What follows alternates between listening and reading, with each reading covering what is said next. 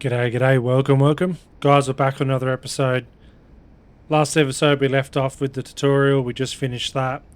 I've done some grinding, I've got all the way up to level 22. Pretty much all that grinding has been doing dungeons. Because if you're a tank or a healer in the support class, you will get dungeons so much more quickly than you would if you were doing DPS. So we can go over to this group finder, which is your dungeon finder right down here. Go over here, you got dungeon finder, and you've got all your like the three DPS, healing, and a tank. If you're any of these two, I guarantee you will get groups very, very quickly because there's not a whole lot of people that want to do those roles. Can be a bit full on. So I've just been doing that. I've got to level 20. Got some more spells. I thought I'd take this time before. I'll show you an example of us running through a dungeon, and then I'll sort of give you a basic overview of what we're doing. But here I'll show you, obviously you guys have probably noticed the screen's looking a lot different. So here, if you go into right click your little icon up here, go into edit mode. This is what I was talking about. So once you finish tutorial and get to level 10, you can then really start to customize your screen. Obviously my screen's going to look different. If you're playing on a laptop, your setup might be not as spread out as mine, because the screen's obviously much smaller. But here are the basics. So you've got your icon here with your health and mana. If you right click that, you can obviously adjust. You can have your cast bar underneath. So if you're casting a spell, it will show you what you're casting. I don't have that on. It's kind of distracting sometimes. It's not too bad, but it's kind of distracting when you have a lot going on your screen. So here I've got advanced options ticked. You guys can obviously see what things I have ticked and what I haven't ticked. Feel free to pause it if you guys want. Here is the main thing. This is the main thing that I would definitely highly recommend doing. So when you're in a party with other people, you will automatically have all their icons over here on the left hand side. Quite small, very hard to see and all that sort of stuff. If you right click it, or click on this in edit mode, use raid style party frames. I like that because it comes up like this. It looks very, very differently. So if I click this back, this is what normally you'll see, right? Very, very normal. It's okay. It's I find it kind of a bit clogged. If you go back to raid party frames, let's put him right in the middle here. The thing I like about this, the thing I like about this is buffs and debuffs. So buffs are, we've got a spell over here that will buff the entire party for an hour. All sorts of like any of your skills down here that increase damage over time or anything like that, that's a buff. A debuff is poison stuff that will reduce your stats. And with the raid frames, the buffs are on the right hand side. So if I put a healer down or a healing spell down on a friendly, they all pop up here on the right hand side. So it's very easy to see who has a healing spell and who doesn't have a healing spell. On the left hand side of this frame, that's where the debuffs show up. So being a druid, we have a thing that will cure poison effects, magic effects, and sort of debuffs essentially. Not all of them, some of them. So when there's a debuff here on any one of our party members, it's very easy to see that there's, oh, that guy's got poison. Click on that, and then click on your debuff spell or your cure poison or whatever you have and whatever class you're playing. It's very easy to go click, click, click, click. Instead of going click over here, click that, and then click on that. Or you can obviously click on the character, which is obviously quite hard when there's a lot of enemies nearby. But I find it very easy to go click, click, click, click, click, click, click, click if you need to. Obviously, when we're doing the dungeon, we'll be using our number keys, which makes it a lot easier. So it's just click, hit the number key, click, hit the number key, click, hit the number key. It's it makes healing very easy because you can see the health quite clearly. It's quite a big frame. You can see all your buffs. You can see all the debuffs. If you need to, obviously, debuff them, they come up and it's very visible. It just makes it a lot better. You're very focused on the center of the screen.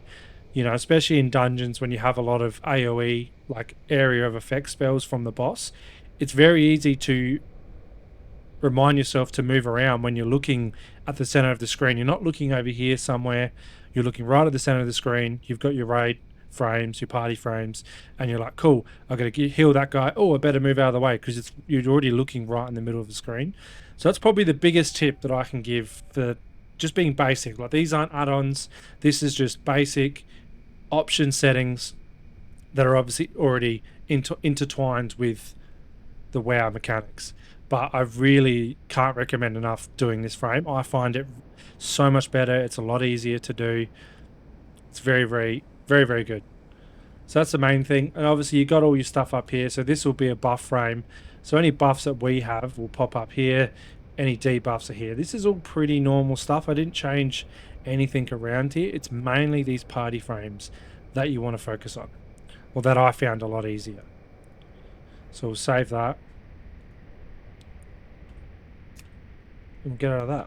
So now we'll do an example of a dungeon, and I will pause it when I can, and I'll talk to you guys about, you know, what order I do these spells in. And I'm not going to get like all about it and tell you got to do this every 5 seconds and then do this every 2 seconds. It's not going to be like that. It's going to be very basic.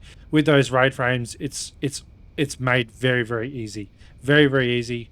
You don't have to be conscious of, oh, I've cast that spell too many times. You're learning. You might as well cast it. Get used to doing it. Get used to seeing all the stuff on the screen where the raid frames will be. And then we'll go from there. Alrighty, so we've just loaded into a dungeon. You see everyone's getting ready with their... Yeah, everyone's powering each other up with buffs and that sort of good stuff. Right here, we're going to cast our R buff, which will buff everyone. R buff actually buffs everyone's versatility. Alright, so we've got our first group of enemies. I'll try and talk through this as best we can, guys. I will put up some things on the screen to try and make more sense of it for you. But essentially, druids are very over time spells, so healing over time. It's not necessarily healing damage taken. You want to try and you want the healing on there before they start taking damage. So there you can see I had to do a direct heal. As you can see, guys, we've got 1, 3, and 4. Number 1. Wild growth. That heals up to 5 injured allies, so essentially your whole party, as long as they're within a certain distance of you. So it's always nice to try and keep as close to the party as you can, whilst also not being right in the middle of it, because you're just going to get nuked when you get to harder difficulty dungeons. Number 3 is rejuvenation. That is an overtime spell. I mean, these are all 3 are overtime spells. Number 4 is life bloom. So that spell can only be applied to 1 person at a time. But these 3 spells here are essentially going to be your most basic base spells that you're going to use throughout your whole healing, all the way up to max level dungeons. You know, they don't change. You'll discover what order of the spells that you like. What I like to do is, as soon as we come up on enemies, I click number 1. Wild growth heals. It gives everyone a nice overtime healing spell. Number 3, rejuvenation. I try and make sure everyone has always got a rejuvenation heal on them at all times, which is very easy to see because we've got the raid bar now with the party raid bar. So it's very easy to see if someone's got that purple thing on their name or not. So it's always important to try and keep that on every single person in the party. Life bloom, once again, is really good. You can only have it on 1 target. So if you see someone taking damage, cast it on them. Otherwise, I tend to try and cast it on the tank more often than not, because obviously the tank's going to be trying to tank all the damage it possibly can. So they will take, they'll be taking no damage, and then all of a sudden they're going to be taking a lot of damage. So that's very good to have on the tank at all times. But we'll continue on with the video. Alrighty, so you can see here we've got another group. So now I've bursted the wild growth. See, everyone's got the heal at the bottom. I'm just sort of chilling, just waiting, seeing what's going on. Obviously this is a very low dungeon, so it's fine. Okay, so up on the screen here, guys, we've got 5, 6, and 2. So the numbers are corresponding to the keys that I'll be clicking on my action bar down the bottom to obviously cast a spell. So number 5, these spells are what I call oh shit spells, you know. So people start taking massive amounts of damage and you're like, oh shit, oh shit. So number 5, swift mend. So that pairs with number 3, a little purple one, rejuvenation. So if you're doing the rejuvenation on pretty much everyone, when you cast this Swiftman number 5, that will do a massive heal on someone who has number 3, which is obviously the purple rejuvenation. If they have that on them, you cast number 5 and it will do massive healing. So if they're halfway through health, it will pretty much fully heal them. So it's an oh shit spell in my books. Number 6, Centurion Ward. Essentially a shield. So it's quite a low cooldown. Every 20 seconds, you can cast a shield. So if you see someone taking damage, just put the shield on them. You can put a shield on the tank if you want all the time. You'll get used to what spells work for you and how you want to do it, but that's essentially, oh, okay, everyone's taking damage, bang, put the shield on whoever's the lowest health, then you can start healing. Number 2 is direct heal. So it's still I still classify it as our oh shit spells. So this is, someone's taking massive damage, regrowth is what you're going to use to directly heal them for a lot of health. So these spells very, very good. And obviously once you heal them, they then get an over the time heal as well, which is really, really handy. Very, very good though. So we'll continue on with the dungeon.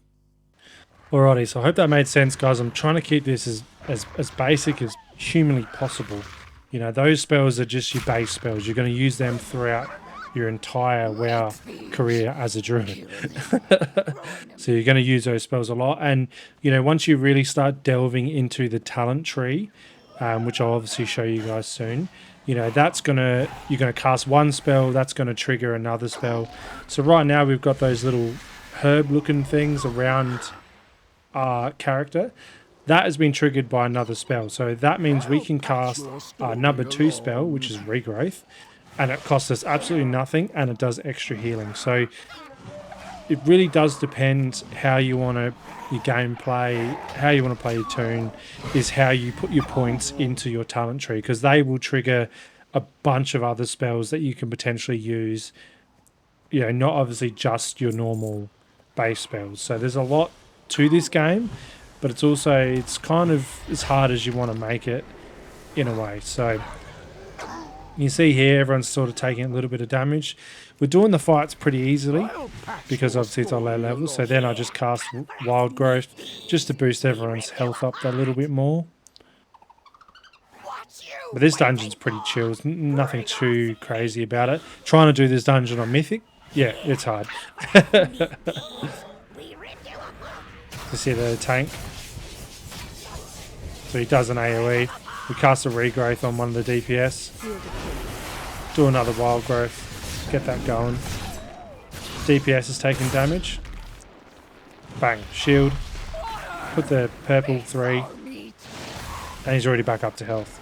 So obviously, the higher the level, the more damage you'll take. But you're just learning. You're just learning. This order that you're doing the spells in will eventually change on how you want to play the game. But I just always use the base principle that you always want to have some sort of overhealing spell on a friendly at all times, because it will save you when you're just taking massive damage, and it will help you a lot. I've definitely found it anyway, especially running mythics.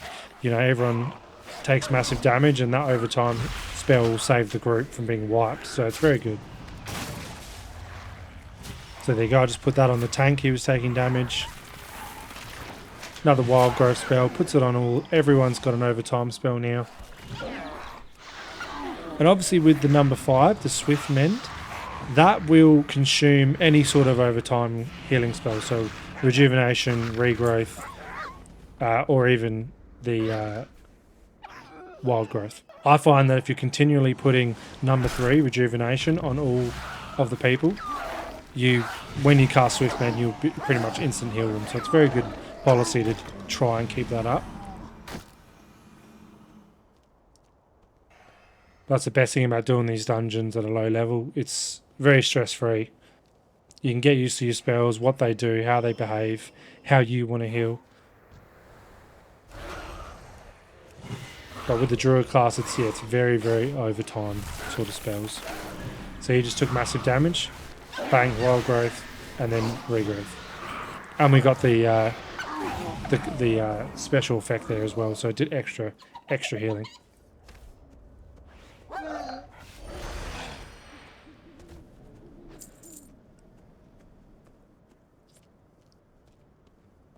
you know, and as we go up in level and in difficulty doing these dungeons, it's the basics stay the same. It always stays the same.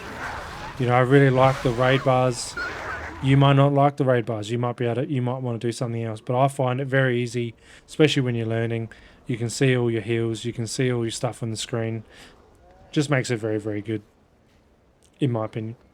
So there you got clear casting. I just showed that.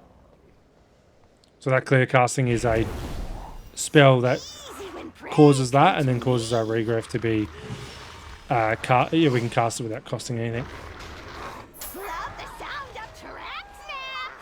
And there's lots and lots of different talents that you can spec into, so you can be very involved with it, or you can be very not involved with it. It really depends on your gameplay. And then obviously you got your talent tree, then you've got gear. Like some gears have like gear level, some have special abilities, some give you certain stats. As a healer, you're obviously going to want to chase your mana resource, which is the blue bar, because spells will become very expensive very quick when you get to the high, you know, the end game sort of things. So here, very handy, we're in a cat form in stealth, so no one can see us.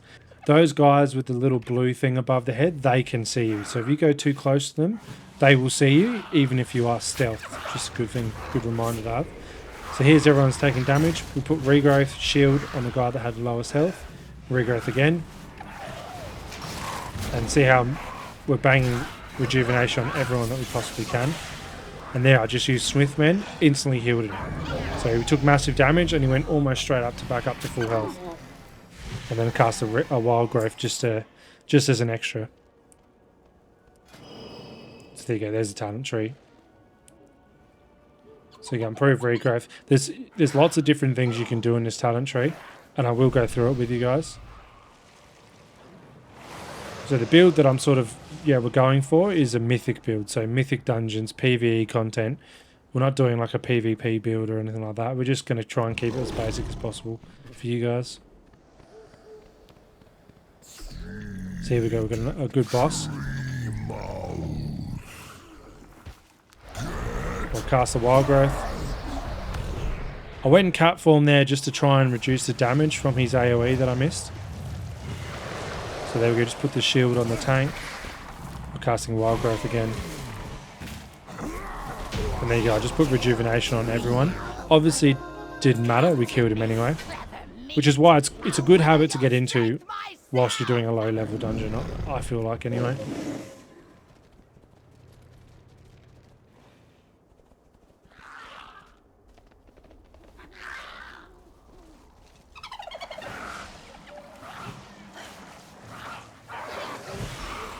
So here we go, you're taking on a lot more people than normal. So you do your wild growth, do your regrowth. I put the shield on the DPS because he was taking damage. Like I said, you guys will work out your own sort of system of doing things. Obviously, the higher level we get, the more spells we have, the more potent they become.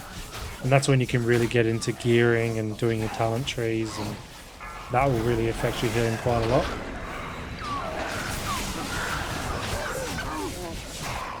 Like I said, it's as hard as you want to make it.